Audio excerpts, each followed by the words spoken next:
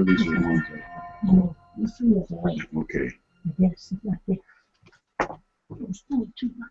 Good evening, everybody. Good evening. Good evening All I again. can say is I'm sure glad everybody can't hear the pre-show. You guys are a little crazy. You'd be in some serious trouble. All right, here we are, episode 131. We're going to talk about, what are we going to talk about? Oh, the two witnesses and the good and the bad parts of that those scriptures in Revelation. And to start us out, Dr. Rick says he has some new jokes. Yeah, these So are take it away. not new stuff.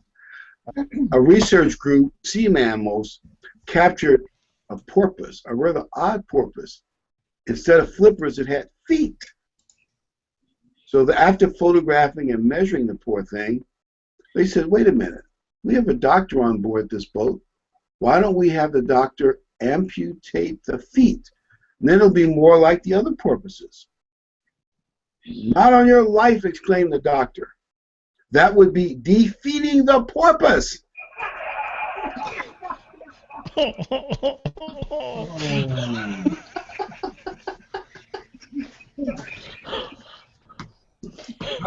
think we just lost a couple on that one. Okay, here's another original joke. This has never been recycled or told before. This guy owned a little strip mall, and he had 3 empty stores in a row, and that's a real problem. Finally, someone wanted to rent the store on the left, and he said, what kind of store? And he said, you'll get free signage. He said, it's a men's store. So, what sign do you want on the outside? Menswear. Next day, someone said, I want to rent the store on the opposite side of the 3 stores. The right side, he said, what kind of store do you have?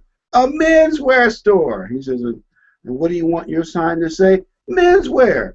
But the guy 2 stores down, his sign says menswear. The man said, no problem, no problem.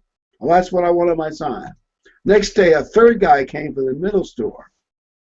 He said, don't tell me you're selling men's clothing. He said, that's right. I'm a menswear shop. He said, and I know, what do you want on your sign? You probably want the word menswear on your free sign. He says, no, I want the word entrance.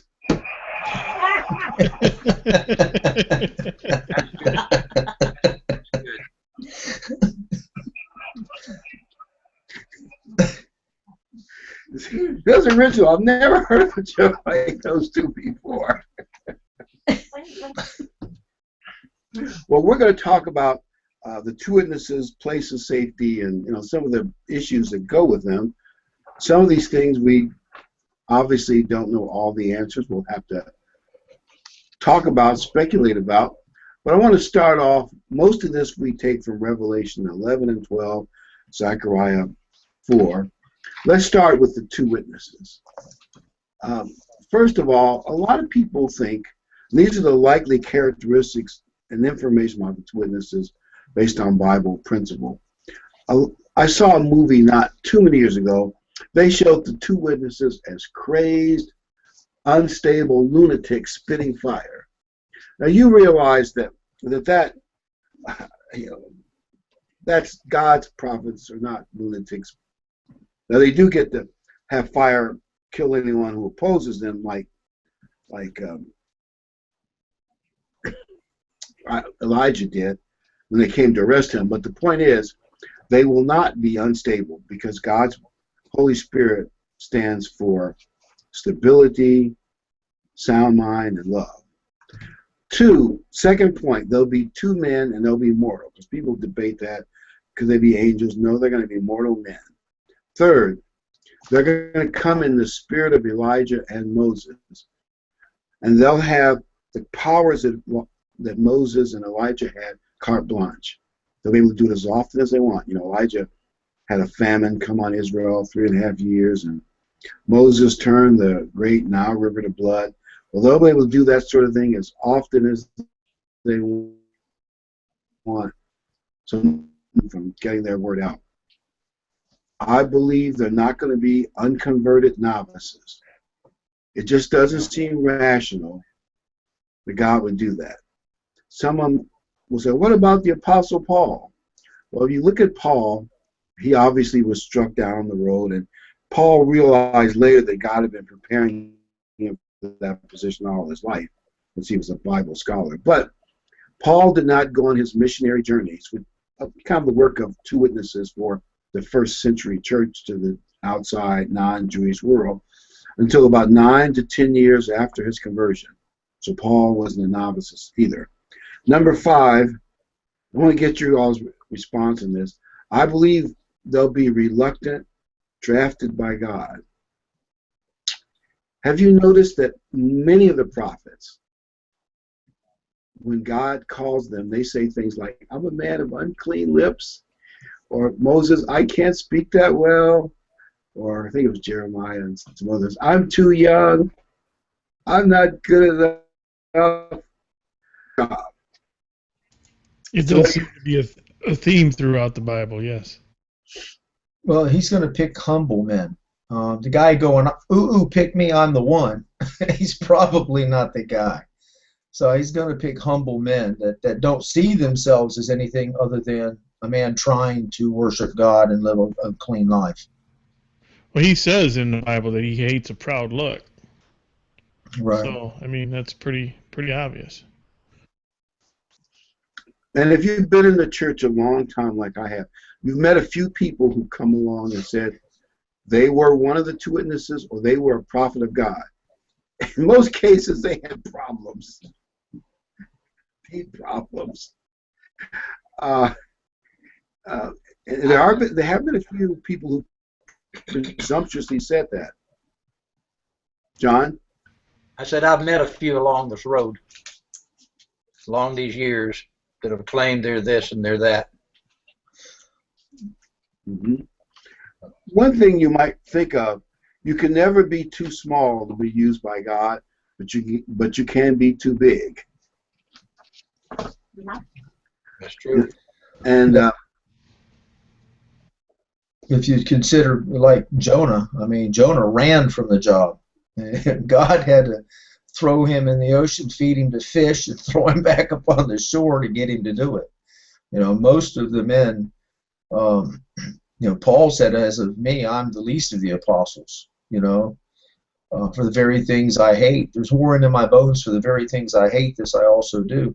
I don't deserve to be called an apostle. I mean, Paul was a very humble man. Moses, it says, was the most meek man in the Bible.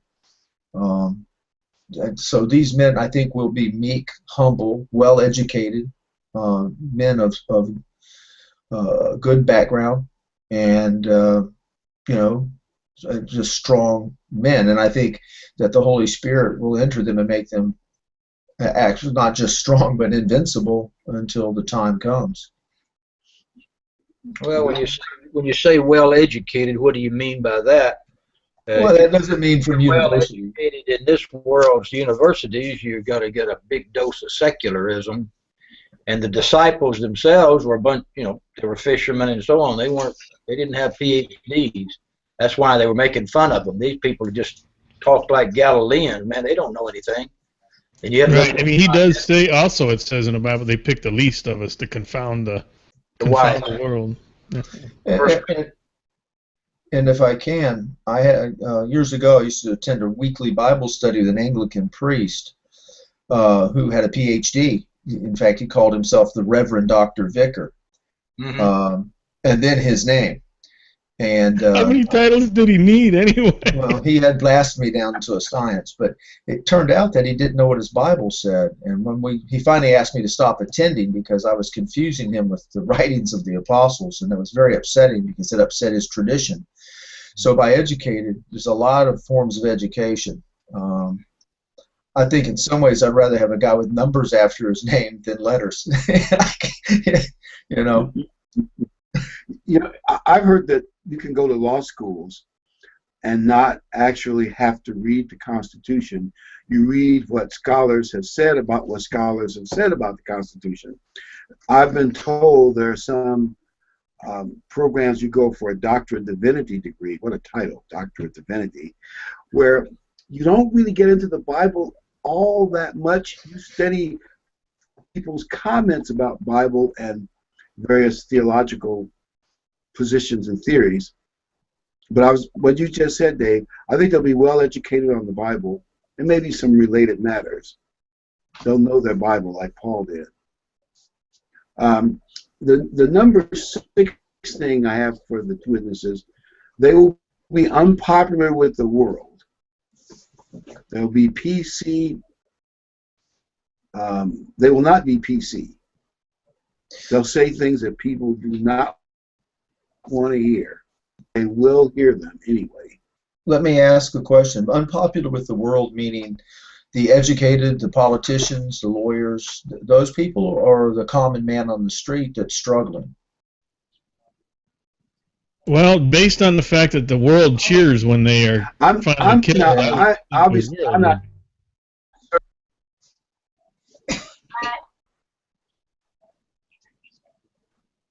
Yeah, leaders in the media they're going to all be against these guys. They can't say that. What do you mean we're wrong and we need to repent? Well, we'll see. But I believe if you stand for Bible things, the world will be appalled at the things that they're going to tell them. Yeah. Or many will be. Yeah, I mean, on occasion I'll post something on Facebook and I'll get beat up over just something to me that seems common sense, you know, simple things, and all of a sudden people will come out of the woodwork telling me how wrong I am about something I thought most folks kind of thought was the way it should be, you know. Mm-hmm. So little by little I'm getting further and further away from my surroundings, I guess. And I think one more thing, number 7, they will be powered by God, not by human organizations. And then I ask myself this question, see if you all have any thoughts on it. However, even though they're not going to be powered by human organizations, will the two instruct the churches of God, and or will the churches of God guide and help them to get started? I'm not sure. It could be both those things, or I'm just not sure. Any thoughts on whether the churches of God will, how they will interplay with the two witnesses?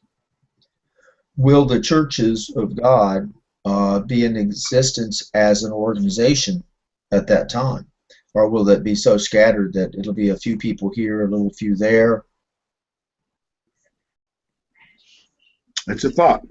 I mean, there are all kinds of theories. One theory is, if the end is coming real soon, I'm not sure of that, but if it is, they may already be converted. They're just not known to be one of the two witnesses, and they probably have no idea that they're likely to be called to do it. And I'm saying that's a possibility. Do you think they'll be Israelis? That they'll be what? Jewish people. That is a theory, that one of the two or both will be Jewish.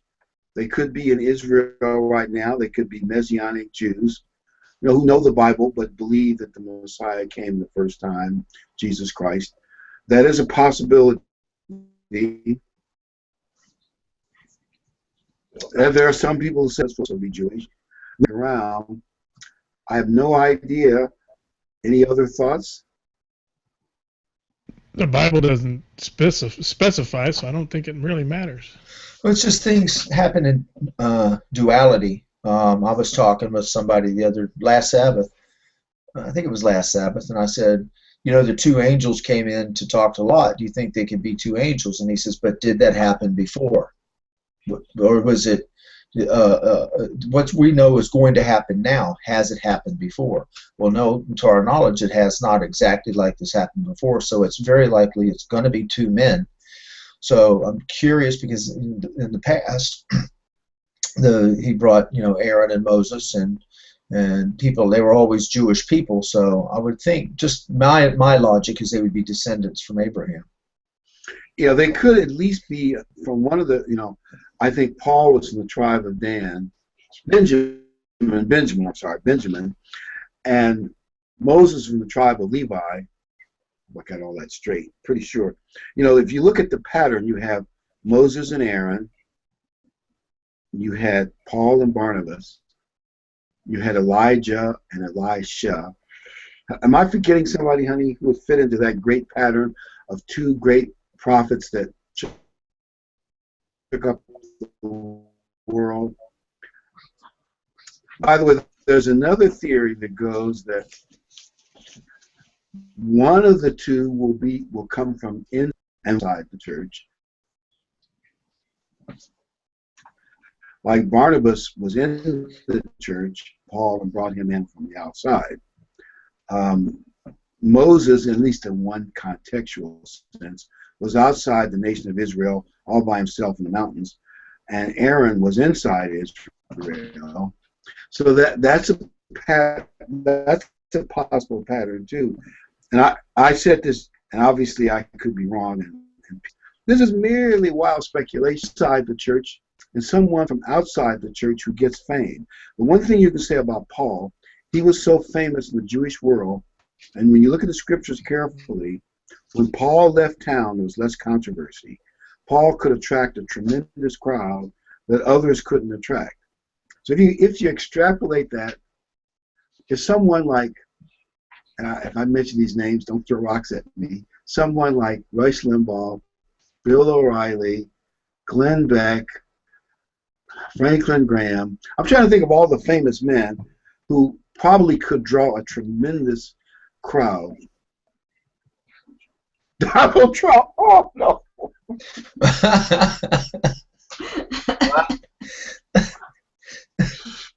Well, I'm thinking possibly an Israeli that's famous. Beg your pardon? Maybe an Israeli military man that's very famous, that has a reputation in Israel, so that maybe some of the Israelis would listen to him. What about Benjamin Netanyahu, who is well known both in America and Israel? I mean, obviously up to God, not me. You know, God will do whatever he wants to. But what about Benjamin Netanyahu? Yeah, he was educated here. He speaks English. But there's also some rabbis over there that are making fusses, and a couple of them have made comments that the Messiah has not returned or is going to return, that it was Christ, and he's apparently making quite a fuss. I forget his name in Israel, and he's got a little bit of a following popping up around the world listening to him. So, and there are a lot of other people that I'm overlooking, obviously, who could create a crowd, because it's not just what you say, it's who you are saying it. If you're someone with a large following, a big media presence, you will draw a lot of attention to the message. And that's at least one reason Paul was effective in evangelizing, well, the Roman Empire in those days. And apparently we don't think of it this way, but Elijah was fairly well known. He could go in, if you read it carefully, he went into the throne rooms of various kings with messages about who would be dethroned, and the king of Israel knew him. Well, Moses was very famous. The Pharaoh knew him. They grew up together. I mean, they had a long-term relationship. And so God could pick someone who has status to be one of the two witnesses. Obviously, God will do whatever he does, and it'll be wonderful. We're just speculating of what based on past. Let's put up the first graphic, Ken.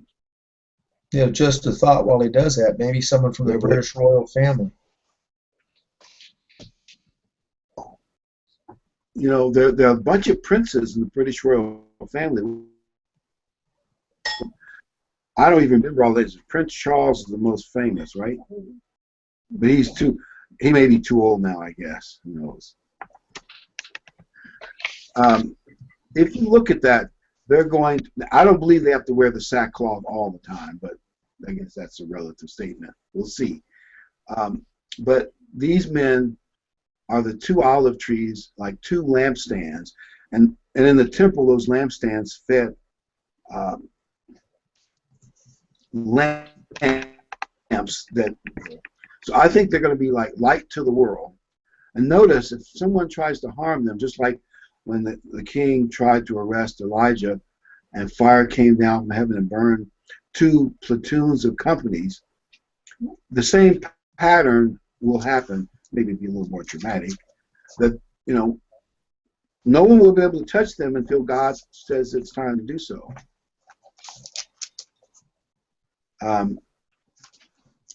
And think of the plagues anytime they want to. I can imagine, and you all might give your comments on this, let's say if they go into some major TV studio in London and say, we want to be on whatever cable stations, and we want you to interrupt all TV programs and whatever cable station you control. We want to go on live. We have a message to the world. And the guy says, you may be famous and people might like some of what you're saying, but we don't do that here. Boom. He gets burned chair. He says, well, you see what happened to him. Now you see what I want done. He gets burned to a char. The third guy says, you want it to be on. It won't happen that way. But you see what I mean. Or they try to get guards to throw the guy out of the studio and the same thing happens to the guards. And that's a possibility. I also wonder if it could be more spiritual, as if they could simply usurp the airways. And you've got the nightly news on, and the guy's talking, and pops up this man's face. They don't know where it came from. They don't know how to stop it. How is he doing that? That's really interesting. I never thought of that. God's Spirit will give him the power to interrupt any channel he wants. Radio, television. Not the Super Bowl. But, Not the Super Bowl, no.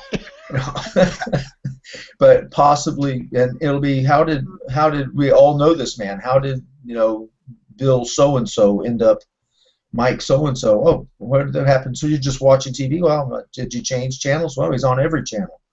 Because I think it will be supernatural. I think that it's going to be frightening to those in charge, because how can you do this? What if someone like Tom Brady or Peyton Manning became one of the two witnesses? A lot of men would listen to those guys. That's way too far out. Yeah, you're that was on too far now. You jumped the shark on that one, I think.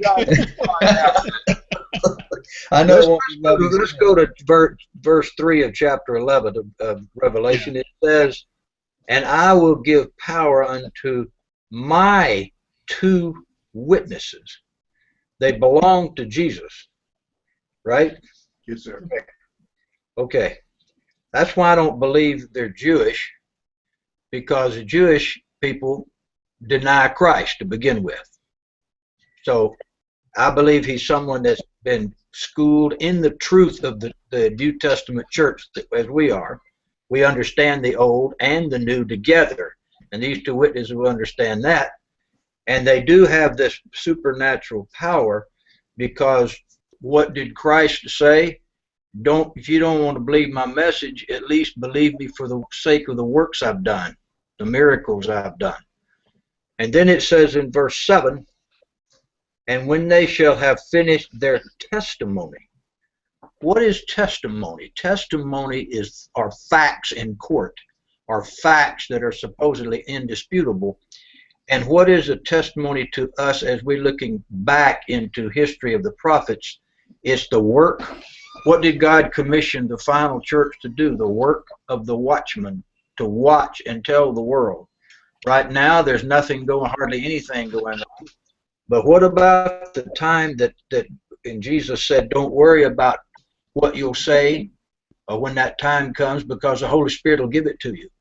So these two men could be anyone that Christ picks, of course, but I believe they'll come out of the truth that is true church that taught the truth, and so that then Christ can use them to really expand it powerfully to the nations as he opens up the way for them. Because remember, if they think they're hot shots, they're not going to be used. So they're going to be humble. They're going to be men who realize, like Christ, I can do nothing of my own.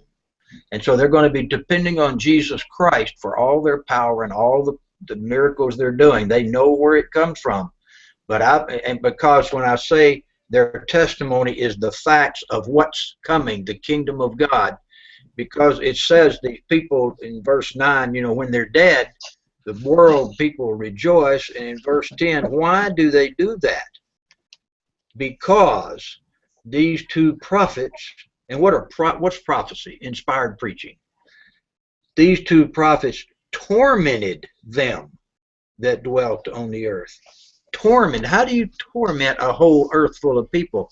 You're pointing out their sin. You're pointing out as a witness what's coming, what's wrong, and why, because of sin against God. And then, of course, we have, boom, we have the return of Christ. They have these two witnesses dying or resurrected. And you talk about hair standing on the back of your head. The whole world's going to see this. So that's my take on this scripture right here. I can't hear you. I can't hear you. And I just want them to see. I just want to put up the second graphic so they can actually see the words that you're talking about. Oh, okay. Second graphic, 7 through 10. And just as you get it up there, I might add, our thinking has been that whoever God chooses, he will call them into the church at least a certain number of years before the great part of their work. So they'll all understand the truth, pretty much as we do. And obviously, they're going to get deeper because they'll have direct communications with God. But, I mean, they will be coming into the church as we are in the church. And I think, and I also believe what you said about their words will torment the world because the world does not want the truth. What makes a person madder than anything is to have their sin pointed out to them and told to repent because they're against God, particularly in the world in which we live. Yeah, I've seen some of these. Go ahead, Ken. You would say something?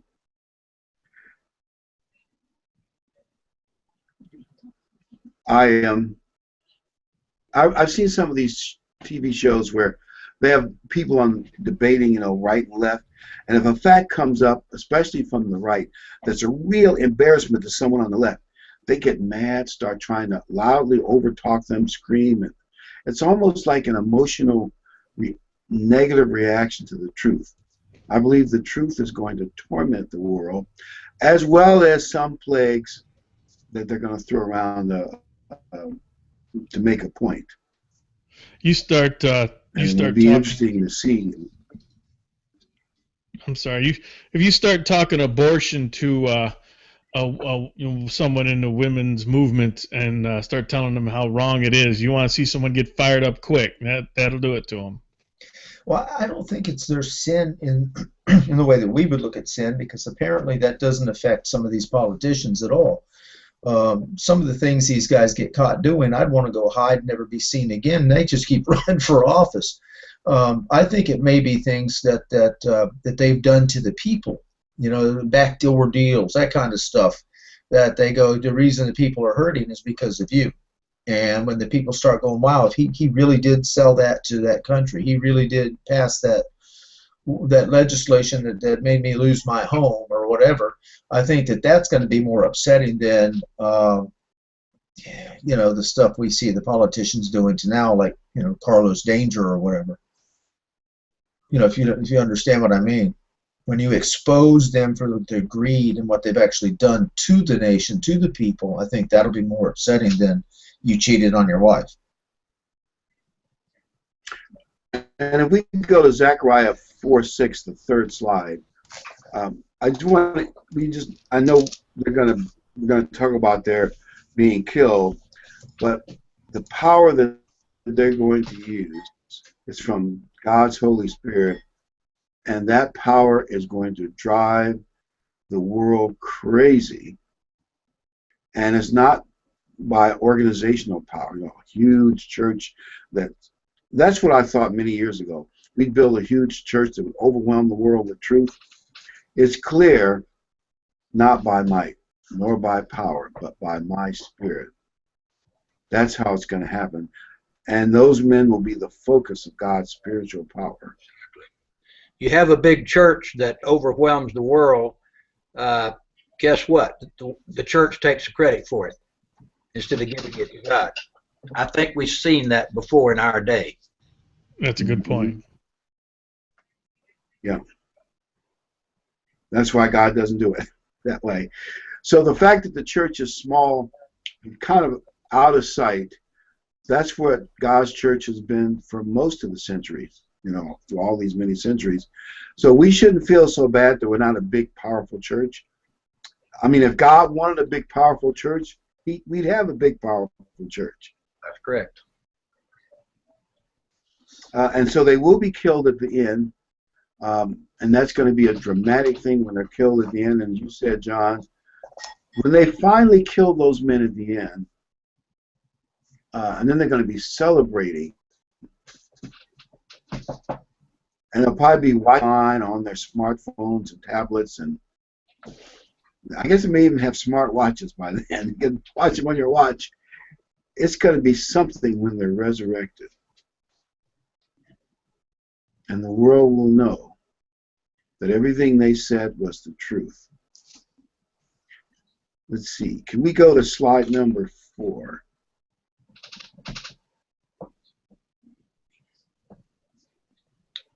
And look at 11 through 14. Okay. Okay. In this one, I want to make one point before we go to the next slide.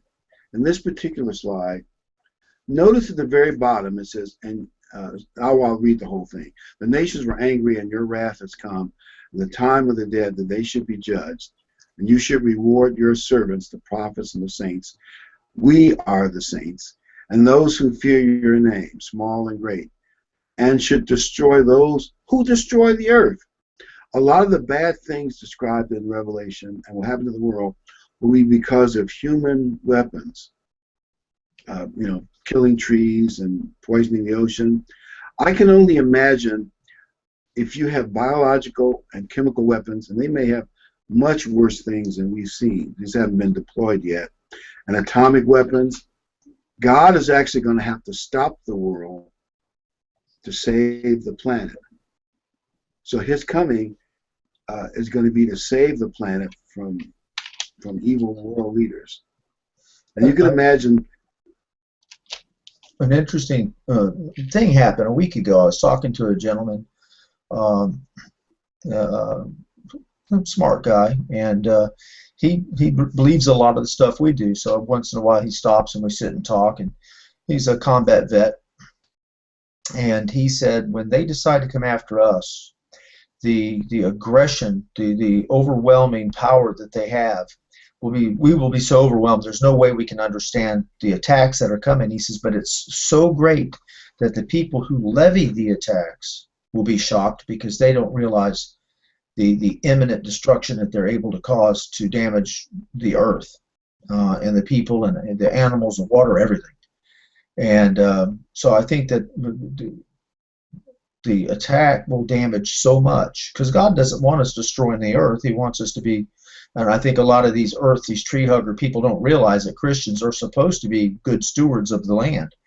That these people are going to, when they do attack, it's going to destroy so much, so fast that they won't believe the power that they have. And I think that that's going to give them more arrogance and make them more bold in facing the witnesses. Mm-hmm. That's so very true. Let's put up the next slide, if we've got the next one available. As we're moving along nicely here, and the very next one after this one. Okay, yeah. After leaving Revelation, we're going into Revelation 12. This chapter is about the place of safety, and it says, and the dragon, of course, is Satan, and the seven-headed dragon with all these crowns has found a very artistic version of it. Whoa, look at those teeth. His tail drew a third of the stars of heaven, so a third of the angels have been sucked into Satan's destruction, and we have to be careful we don't get sucked away by Satan. The dragon stood before the woman, was ready to give birth, to devour her child as soon as it was born.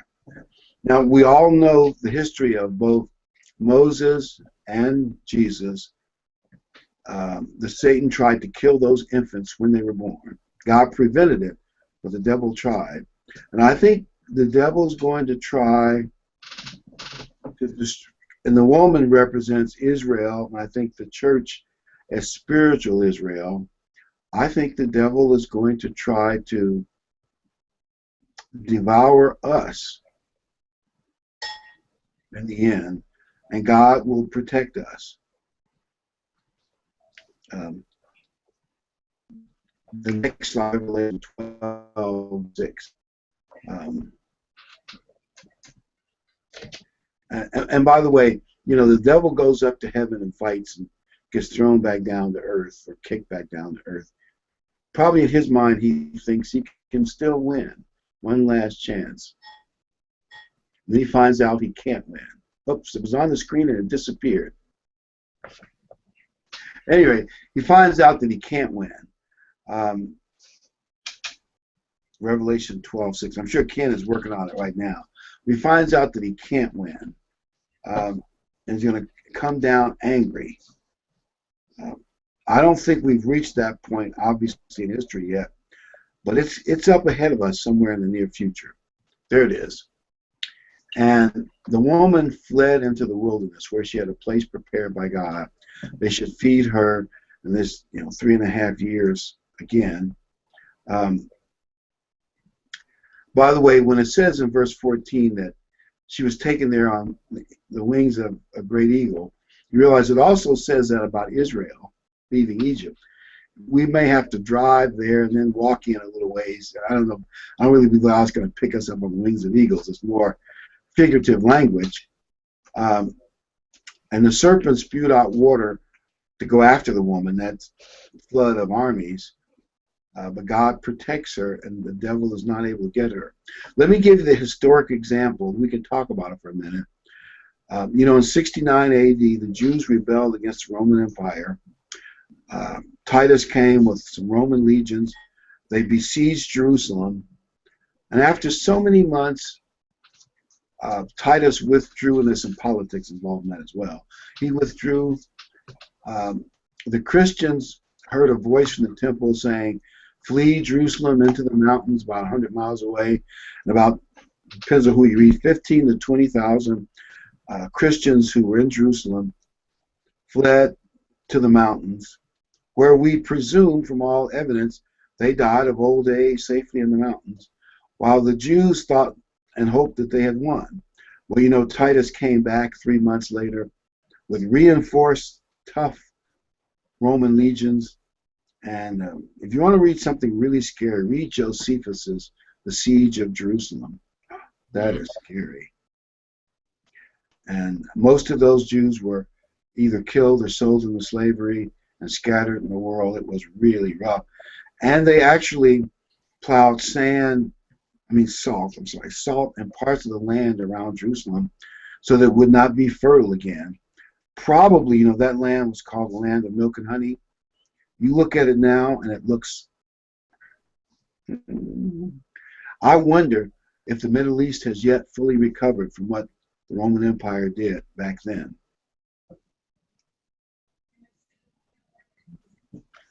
Well, most of the Middle East is ruled by Islamic, the Islamic religion and the imams and so on who make all the rules.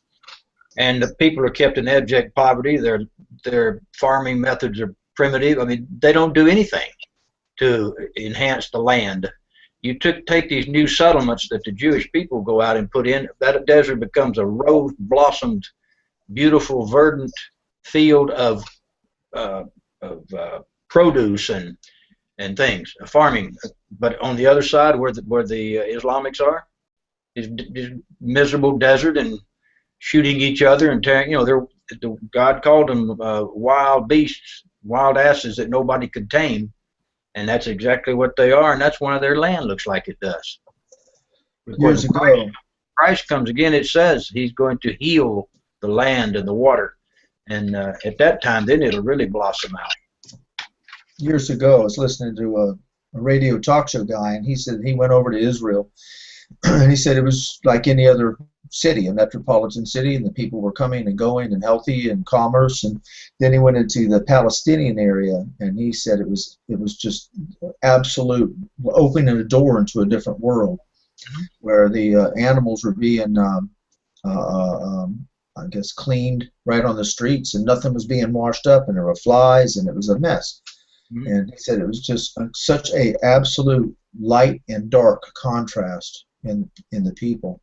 And then I attended a speech given by a local sheriff who said he went over there, and he said there are people over there that are like us. They love apple pie and grandma and the Ten Commandments. And there are others that make their children wipe their feet on an Israeli and an American flag before they can walk into the classroom. He said, everybody is not the same. No. And this is a man that doesn't know the truth. He does believe in God. And in his speech, he quoted several scriptures. He actually held a Bible and read them to us. But he doesn't know the truth as we know it. Yet he can, just as a intelligent man, look and see with open eyes the contrast in the people. One is us. You know, Christ said, there is my way and there is another. And the other leads to the same place. Look at all your movie stars and your rock and rollers, and you know they're dead at 27 years old. You know, and the other people, they live to be ripe old, happy, watch the grandkids and great grandkids. Two different worlds. True. I read this once about, it's amazing how many movie stars and rock stars died young. Like before they were 42. It's a long list. My wife and I kind of, it's not a joke, but it's painful. All these big rock stars historically make it to 27 years old. For whatever reason, that's the number. And the people that you think are so talented, and 27 for whatever reason seems to be their number. And when you look at their they call life, it the 27 Club or something like that. I don't know, but they just can't handle everything that comes at them as fast as it does. I mean, you look at this Bieber kid who's over there, and he just got in trouble. He has to have the attention. Whatever he has to do to get it, he gets it, no matter how dumb it is. And they were talking today, you know, this Powerball is up to $800 million, whatever. They say that the average person who wins the lottery blows it in 5 years and they're broke. It's just the way of the people. They just can't handle any kind of, they can't handle fame, they can't handle fortune. They just got to do what they enjoy for the moment. Right down the road from us, a fella named Shakespeare won the lottery. And they said that he was buying cars and homes for everybody, helping out everybody, and disappeared one day. Nobody could find him. And the local sheriff gave up on it. But the sheriff that I was talking about a minute ago, Grady Judd, he wouldn't give up on it. He said something happened, and he put investigators. He's in another county, but he put investigators on it. They found that man's body buried in his backyard. And his girlfriend was not happy being his girlfriend and having access to everything. She wanted it all. And, yeah, see? It's good to know nobody's going to marry us, Robert. Or our looks. Speak for yourself. Yeah. Speak for yourself. No, okay. Those California kids have attitude, I'm just saying.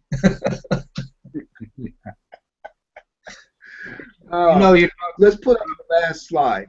We've got one more slide to go. It's that Revelation 12. 8:17.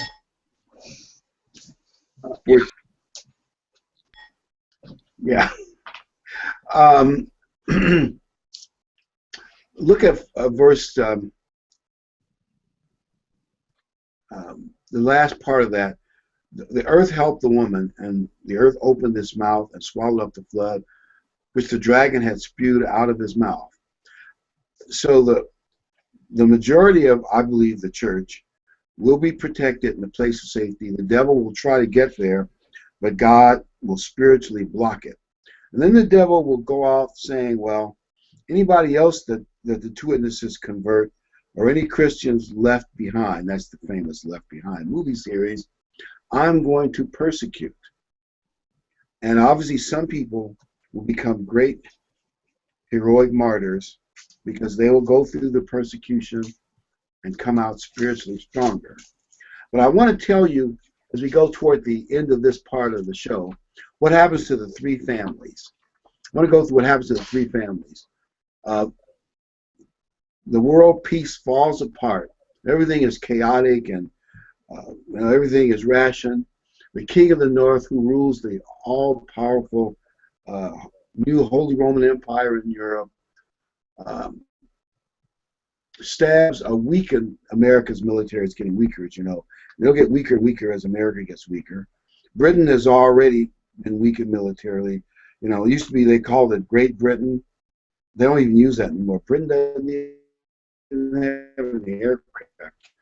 The Navy in the world is now, will go the same way, and he will stab our American PC and politically correct politicians will be so naive, they'll be easily able to double-cross the United States of America and get control of the land in America. And then one day, they're going to come for the idlers. And the idlers, by the way, would never listen to the two witnesses. They tried to avoid the message. They wouldn't even listen to news or anything their neighbors, the Goodsons, said. They tried to hide from the truth. But one day when they came to put them in a labor camp, they couldn't hide anymore. They were shocked. The mockers on the cul-de-sac, they made fun of the Goodsons' words, and even more so of the two witnesses' words. What a joke, they said. You know, that stuff they're saying is so politically incorrect. They willfully took the mark of the beast and fell for all the things that the beast and the false prophet were doing, and they said, we don't have to worry about us being taken anywhere because we're on the beast and the false prophet side. We agree with everything they say. We love, if you want to look at it this way, the lies and half-truths and worshiping a man. We love the dark side. Until one day, the evil guards came for the mockers. The mockers were screaming, how can you take us? We're on your... They didn't care. They needed more laborers for the labor camp, and they took them off screaming, this is unfair. But before all that happened, the Goodsons got some church message in church and disappeared from the cul-de-sac. Put them all in their little minivan and disappeared, and there they are out in the wilderness somewhere, somewhat comfortably worshiping God. And we'll find out more about what happens to the three families. We come back to this topic in the summer. So stay tuned. So I thought, I know that's like one of those B series. You know, next week he's on the cliff. See what happens to him. And I believe right now, next week we're supposed to study on the 15th how not to study the Bible. That's going to be our topic. How not to study the Bible next week. Some things that he's discussed. And I thought we ought to discuss world events for a few minutes. And John had some thoughts on what's been happening in the stock market, John. Well, as you know, the Dow has had the end of the first week it's ever had. As the stock market is going down following Asia and all the others. But there are so many underlying things that are causing these problems. Of course, the printing of money is the basic one, and the fraud of the Federal Reserve for us. But if you will follow what's called the Baltic Dry Index, that sounds like a mouthful. But the Baltic Dry Index is an index that's compiled by the London-based Baltic Exchange, and that covers prices for transported cargoes such as coal and grain and iron ore and things of this nature, the things of building and feeding and so on. And right now, that dry index has fallen down to its lowest since it's ever been kept, since I think in 1958 or something like that. I could be wrong on the first date, but anyway, it's way down, is going down, which only tells you that the ships, this is the ships that are coming, the transported cargo, they're empty. There's nothing out there. There's too many ships. There's not enough cargo. There's not any being transported. So commerce and world trade is coming down greatly because of all the situations in finance. And so what we do know is what? Trade war is coming very, very soon. At least I believe that out of these markets. For one, you mind if I just mention one thing real quick? Sure. The reason oil is down so much is supply and demand. Demand is down because commerce is dropping. These are unnaturally low oil prices because there's no demand for oil because the world economy is slowing down. Go ahead. I just thought I'd throw that in there.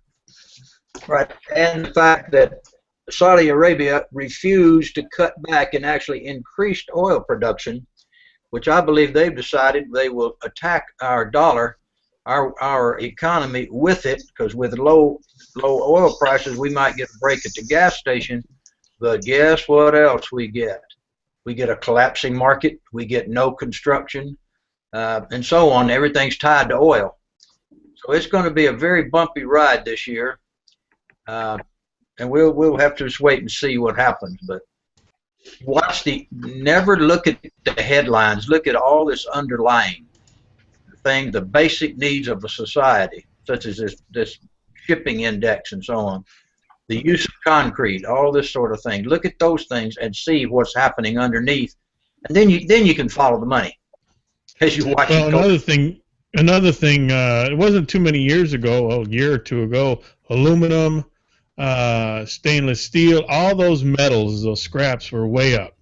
Mm-hmm. They have fallen off the edge of the earth. They've dropped so low because there's no demand for them to construction. That's right. There's no demand for them. There was I doubt anything Soros says, but he was talking. There was a big article all over the web yesterday or the day before yesterday about how he's saying that the 2008 crisis is about to hit all over again. Well, he probably had a lot to do with it, but I think with they increased the interest by a quarter point. China, to stem off what has happened in the last in their markets, have devalued their yuan or whatever you call it, their currency, and it ain't going to take much to put this whole globe into a economic downturn, a major economic downturn. You got the EU and the Portugal, Italy, Greece, all that mess that's churning up over there, and you got all the Middle Eastern idiocy that's flying out there now with ISIS. It won't take much to push this little start the dominoes falling. I've heard several experts, and I think they've been right in the past, that 2016 would be a touchy year. The world economy is fragile. Countries like China have more problems in their economy than we realize, and so as they cut back, world trade is down. Demand, as you said, for all the minerals, including oil, is down. Oil is like a canary in a mine. When the price is too low, that's really bad news for world economics. It may be good in the pump for us, but it's not enough to pull the American economy up. I've heard things like stores like Macy's is going to close stores next year. Here's the point. Obviously, fragile, it may be a spiritual decision to when God allows the Great Recession, Depression, which will allow Europe to switch to more fascist, militaristic type governments. Exactly. But it's coming soon, either this year, next year, the year after. When something's fragile, we don't know when God will allow something. I'm assuming God could stop it, slow it down. But if God doesn't stop it or slow it down, I say don't put your, not that I'm against saving for your retirement, don't get me wrong, but don't put your trust in money, gold, silver, stock market. Put your trust in God, because those things are going to have a rough ride in the next few years. Mm-hmm. Exactly. Exactly correct. If you take the huge invasion of Europe and the unrest that it's creating right now, particularly in Germany, and we know who Germany is and what its role in the future is. You take enough of that social collapse of the social structure, and then a collapse of its economic structure at the same time. Now you are ripe for a new savior, a new governor, a new president of the world, or so to speak. And that's what it says in Revelation. The beast, can now rise up. And you know, as Murray Lott gave in that excellent article, so what if the European Union splits apart? 10 of them can still coalesce. The strongest can come together. They get rid of the little ones and still come together in the way we think it might be. And of course, we speculate on that, and let's call it that, because nobody knows for sure. It's just what we believed all these years. God will do what he wants, but I don't think we're too far off in the framework of prophecy he's given to us. But these combination of factors are rapidly approaching, and they're spilling right over into this United States of America. Here's one that would happen. Here's one that came out this week. Germany has the world's strongest economy. Exactly.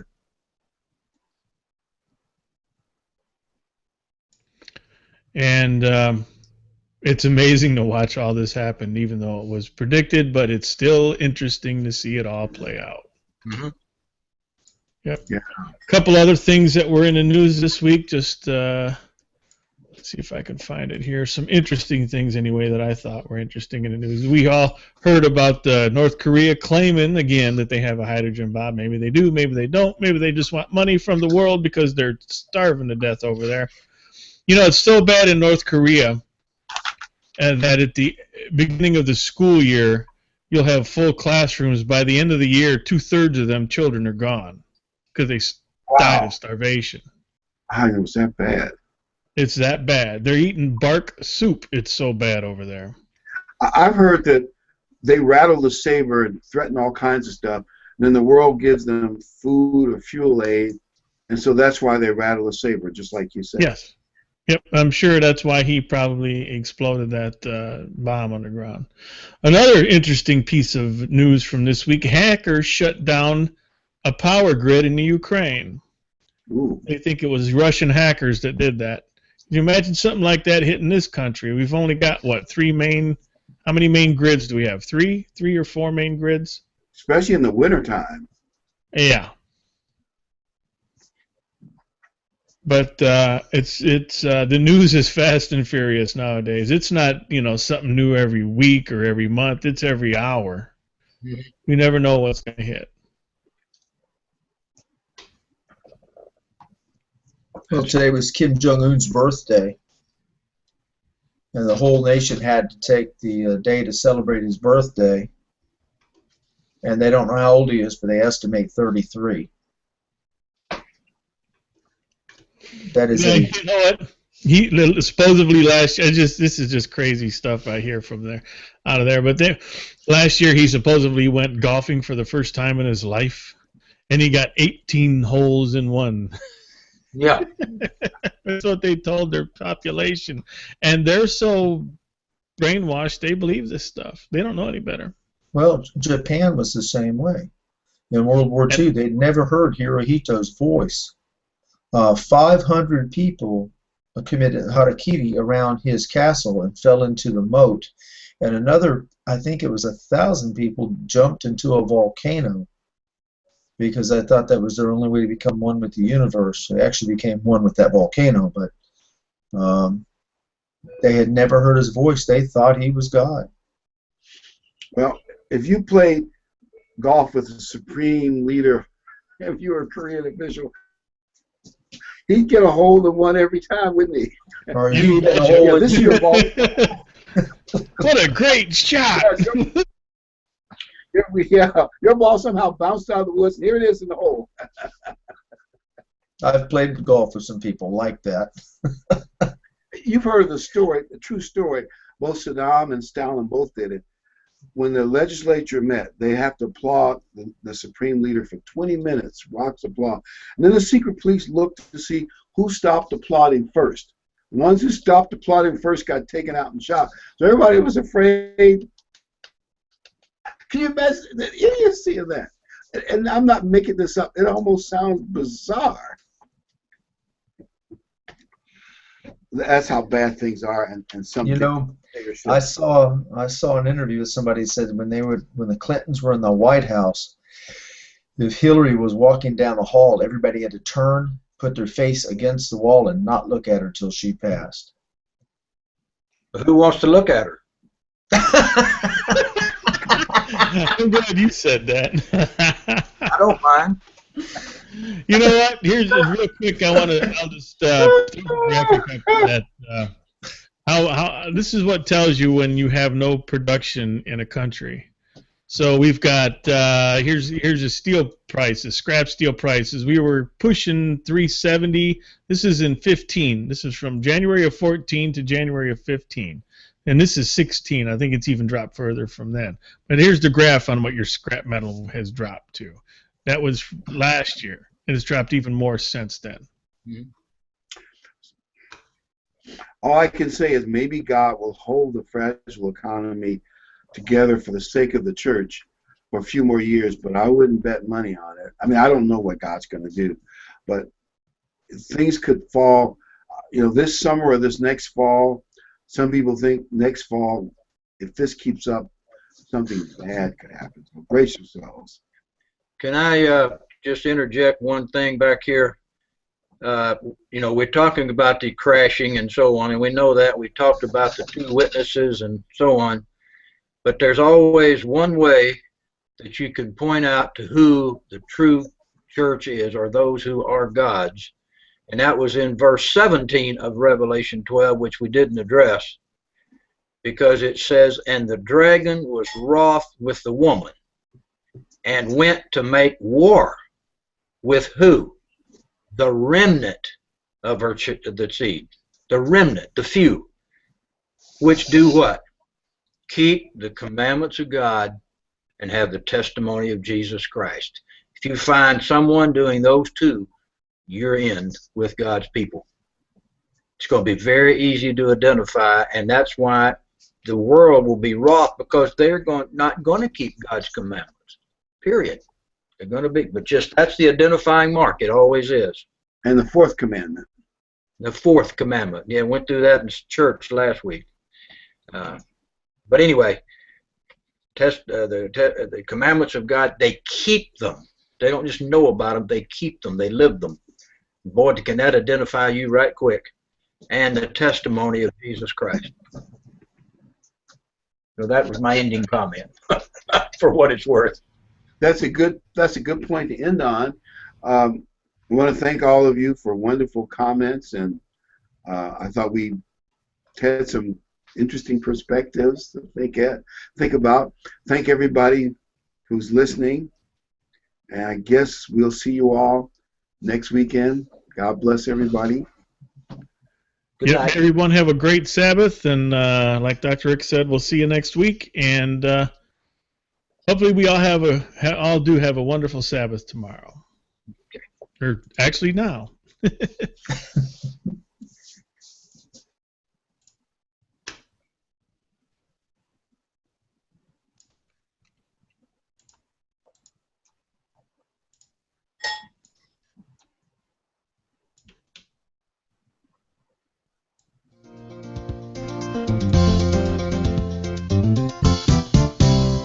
We're happy you could make it.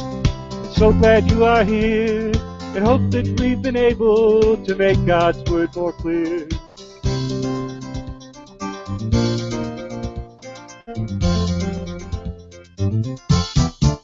Until next time, may God be with you in everything you try. But for now, till next week, we have to say goodbye.